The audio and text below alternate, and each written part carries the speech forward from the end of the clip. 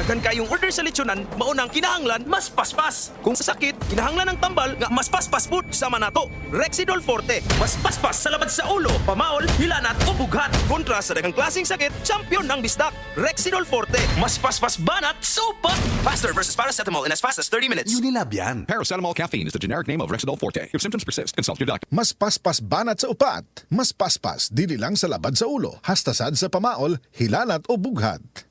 Kidney problems, lung problems, liver problems, gallstones, urinary tract infection. Pipila lamang kini sa mga kayang matabangan sa Sed Panyawan Garlic. Mao kining klase sa Sed Panyawan capsule nga adunay gahom sa ahos. Ang ahos makatabang alang sa atong organ damage. Gumikan sa taas nga heavy metal toxicity. Maayo usab kini nga motabang sa pagpakusog sa atong immune system. Makatabang sa kini sa pagnormal sa atong blood sugar level. Busa ampingi ang imong kalawasan. Pinaagi sa ahos nga ana sa Sed Panyawan. Sed Panyawan Garlic Capsule, a quality product of Sed Marketing. Fly Philippine Airlines, ultimate new discoveries. Fly Philippine Airlines, ultimate fun destinations. Fly Philippine Airlines, ultimately for all. With friends or family, plan or traveling randomly. We welcome everybody to fly well ultimately. Fly Philippine Airlines, ultimately for all. Philippine Airlines Ultimate Seat Sale. Book now! Pagbasa sa Aklat ng Kawikaan, Kabanata 14, talata 1 hanggang 35. Ang matalinong babae ay nagtatatag ng kanyang bahay, ngunit winawasak ng isang mangmang ang sariling tahanan. Ang gumagalang at sumusunod kay Yahweh ay lumalakad sa katuwiran, ngunit ang nagwawalang bahala sa kanya ay nasa likong daan. Ang bawat salita ng mangmang ay may katumbas na parusa, kaya ang matalino'y nag-iingat sa mga salita niya. Kung saan walang baka, ang kamalig ay walang laman. Datapwat sa maraming baka, sagana ang anihan. Ang tapat na saksi hindi magsisinungaling, ngunit pawang kabulaanan ang sasaksing sinungaling. Ang mangmang ay nag-aaral, pero hindi matuto, ngunit madaling maturuan ang taong may talino. Iwasan mong makisama sa mga taong mangmang, pagkat sa kanila ay wala kang mapupulot na kaalaman. Nalalaman ng matalino ang kanyang ginagawa, ngunit ang mangmang ay inaakay ng mali niyang unawa. Kinukutya ng mga hangal ang handog na pambayad sa kasalanan, ngunit nalalasap ng matuwid ang mabuting kalooban. Walang makikihati sa kabiguan ng tao, gayon din naman sa ligayang nadarama nito. Ang bahay ng masama ay sadyang mawawasak, ngunit ang tolda ng matuwid ay hindi babagsak. May daang matuwid sa tingin ng tao, ngunit kamatayan ang dulo nito. Sa gitna ng ligaya, maaaring dumating ang kalungkutan, ngunit ang kaligayahay maaaring magwakas sa panambitan. Magbabayaran ng tao ang liko niyang pamumuhay, ngunit ang gawa ng matuwid ay gagantimpalaan. Pinaniniwalaan ng mangmang ang lahat niyang mapakinggan, ngunit sinisiyasat ng may unawa ang kanyang pupuntahan.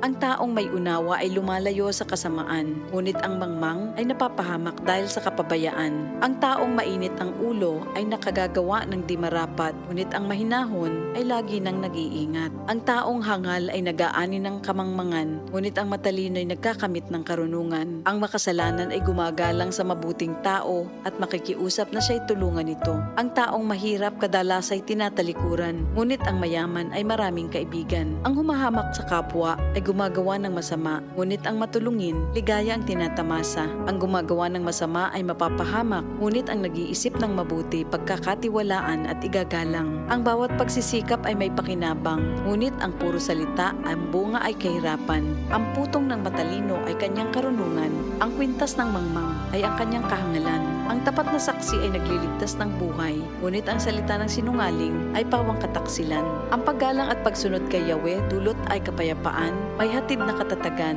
sa buong sambahayan. Ang paggalang at pagsunod kay Yahweh ay bukal ng buhay, at ang taong mayroon nito'y malayo sa bitag ng kamatayan. Ang karangalan ng hari ay nasa dami ng nasasakupan, ngunit walang kabuluhan ang pinunong walang tauhan. Ang hinahon ay nagpapakilala ng kaunawaan, ngunit ang madaling pagkagalit ay tanda ng kamangmangan. Ang isip na tiwasay ay nagpapahaba ng buhay, ngunit ang kapusukan ay nagbibigay ng kapahamakan. Ang umaapi sa mahirap ay humahamak sa may kapal, ngunit ang matulungi nagdudulot ng karangalan. Ang masama ay ibinabagsak ng sariling kasamaan, ngunit ang kanlungan ng matuwid ay ang kanyang kabutihan. Sa isip ng may unawa, ang nananahan ay karunugan, ngunit ang mangmang ay walang kaalaman. Ang katuwiran ay nagpapadakila sa isang bayan, ngunit ang kasalanan naman ay nagdudulot ng kahihiyan. Sa matalinong alipin, ang amo ay nalulugod, ngunit sa utosang walang isip, siya ay napupuot. Ito ang salita ng Diyos.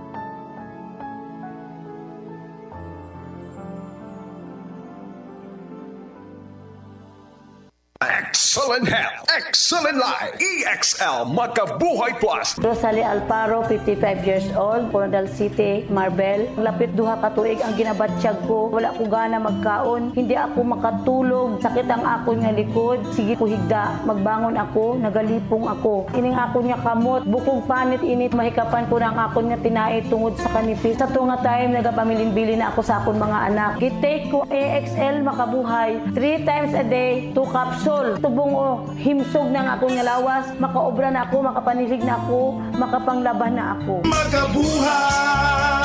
Excellent health, excellent life sa EXL lamang. I don't wanna